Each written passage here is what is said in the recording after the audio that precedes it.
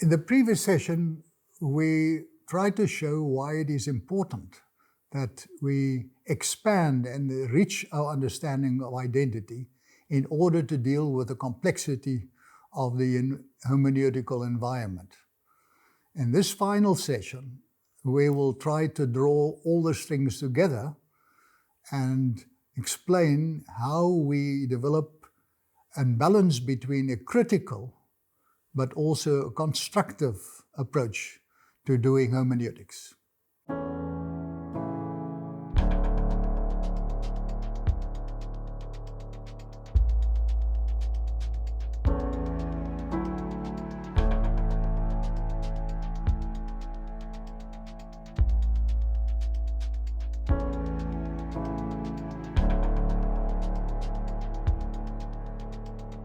Now, the ultimate question we must ask ourselves: what is the kind of hermeneutical approach that one should nurture and aim for? And in this regard, Ricoeur makes a very interesting distinction between what he calls a first naivete and a second naivete. And he says we're all bound to lose our first naivete at some point in our development. At some stage, you discover that there is not actually a Father Christmas, but it is just your father, your brother parading as this strange figure. Another example would be a love relationship where an relationship with somebody else blossoms and then peters out, and you lose that experience of the first unblemished and idealistic love. Now, as Ricoeur indicates, you can respond in two ways. You can become cynical in saying, well, I will trust nobody again in telling me stories about Father Christmas or what else, and I will protect myself by trusting nobody. The same between personal relationships.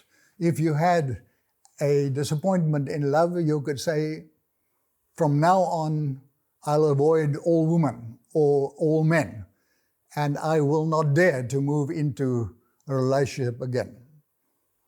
But Ricoeur says, this is not true to life, and this is not how life proceeds. The real goal of life is to develop a second naivete. And that is to say, although I have been disappointed, I will dare to trust again. Although I had this broken relationship with somebody, and knowing that it is possible and it is fragile, I will nonetheless again try to establish a true, stable, loving relationship. The development of a second naivete is really the acceptance that we've lost our first innocence, that we have become critical, that we haven't experienced the fact that we cannot trust everybody and in anything. So that kind of a critical distance becomes part of our own personality. And I would venture to say it is one of the essential qualities of a good hermeneut.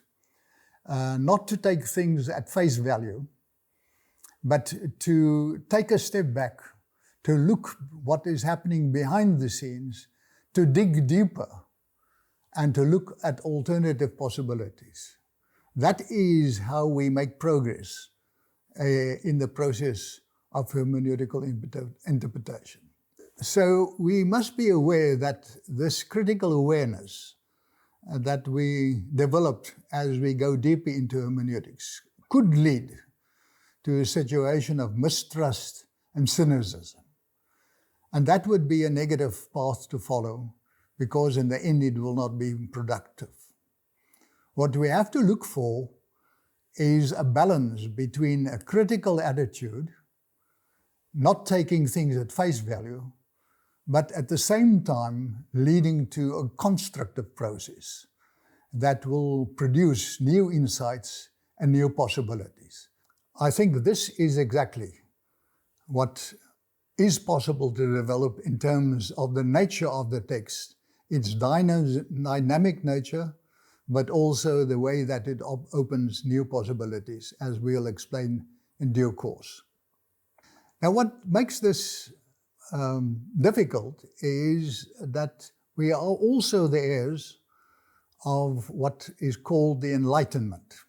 And the Enlightenment was really a movement to move towards a total trust on human reason, on things that are logical, that are positive, that can be proven in actual fact. So this huge trust in human reason became the basis for not only science, but also for theology in many respects. And the development of the so-called historical critical method is the outcome of this movement. And we must be aware that this historical critical movement, based on critical consciousness, was really based on the idea that in the end human reason will be able to solve the problems also not of science in the natural science, but also in the human sphere.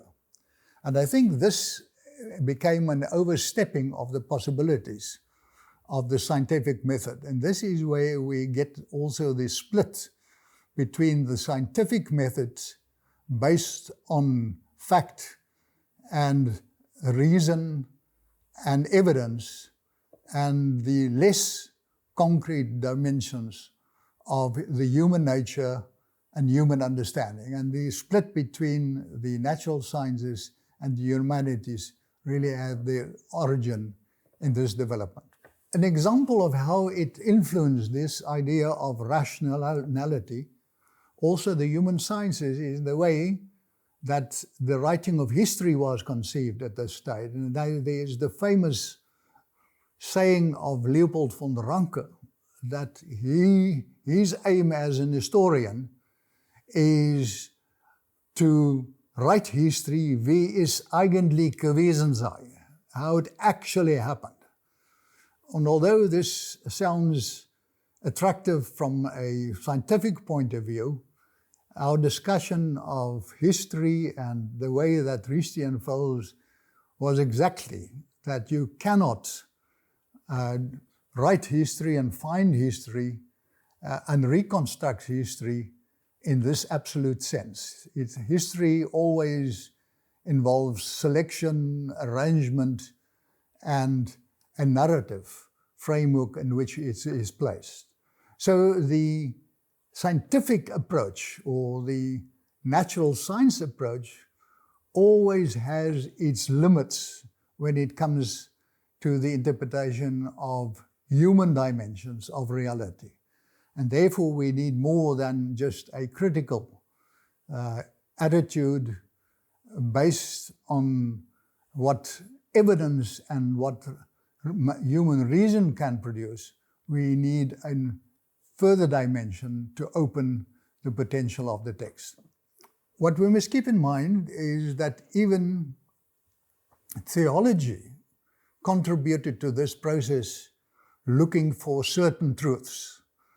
And the contribution from the side of theology was not so much to bring certainty and sense of the natural science approach of facts and figures and measurements that can be trusted, but it was a longing for certainty about eternal truths, a longing for a text that is literally true and who can be trusted as a source of divine truth.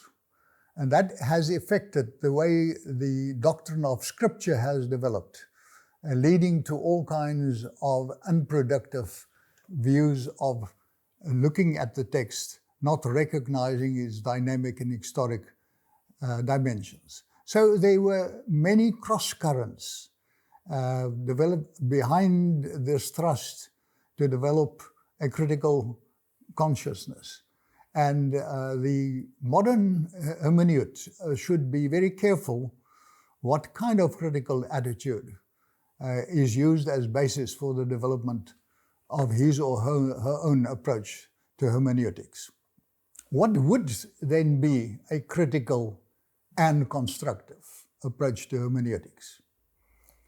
I think the starting point would be the assumption that understanding is indeed possible, and it is not a fruitless and a despairing undertaking to pursue the text in this spirit. So the aim of developing our hermeneutical skills would be to unlock the potential of the text. And Ricoeur in this regard talks about the surplus of meaning, that the text in itself carries this surplus of meaning for anybody who is willing to explore that text in its full potential and its full dimensions. So the constructive attitude towards hermeneutics would be one based not only on the assumption that understanding is possible, but there is in this dynamic structure we call the text a potential for meaning, surplus for meaning that has to be mined, has to be discovered, and has to be developed and communicated in a new situation and then for a new generation of readers. Now, what is the nature of this set of hermeneutical skills that will promote this constructive approach to the text? It is, in the first instance, the willingness and ability to listen carefully. It is secondly the ability to read the text closely, not fleetingly, but to struggle with the text, a difficult text, to look what is behind the text, what is the hidden transcript, what is the veiled intentions of that text, that asks for an intense ability, linguistically and literary, theoretical approach to explore all possible dimensions of the text. Nowadays, we are trained to read flippantly, quickly, on the surface. But the true exegete and hermeneut will not only take time to listen, but to employ all possible tools to mine the depth of the text in all its different dimensions. What is also important, as in the attitude of a enabling hermeneutics, is not to take reality as the norm and striving for the restoring not only of reality but the past. We have seen how important a future orientation is and a future-orientated memory is. So our attitude would be what is possible, not what has already happened and formed reality, in order to open up the possibilities of the text. So hermeneutics is really a way to regain momentum, to bring the text to life again, to unblock dead ends, to renegotiate understanding, to correct misunderstanding. It is when the insight stops and the doors close that there is a need to reconsider, to reimagine, and to explore alternative approaches. In this regard, we must also appreciate the fact that we often are not mainstream readers. We are not the original intended readers. But the fact that we are decentered readers, to call it that way, gives us the opportunity to approach the text from a different angle, from reading from below, reading from the margins, reading against the grain. And all these perspectives have the possibility to open up new dimensions that were not visible in the past or in a mainstream reading. So it could be of strategic advantage not to be part of the dominant group of producing theology. It often can be people at the margins that produce the most valuable insights when approaching a text that stretches over so many ages. So we are focused in a constructive approach to hermeneutics, to the world in front of the text. We are exploring the proposed world of the text, a world, as Ricoeur calls it, that we may inhabit. And remember what we said, that it is a new insight, a new understanding of reality that makes social change possible in the first place. Without that new understanding of a possible world, we and everybody with us in society would be unable to make the transition that any society needs at certain stages of its development. So I'm pleading for you to accept the dynamic nature of the text, and in that spirit explore the slippers of meaning it carries within itself. And now I challenge you to explore on your own dimensions that we haven't talked about, that will surprise you and that will open up new possibilities for the future.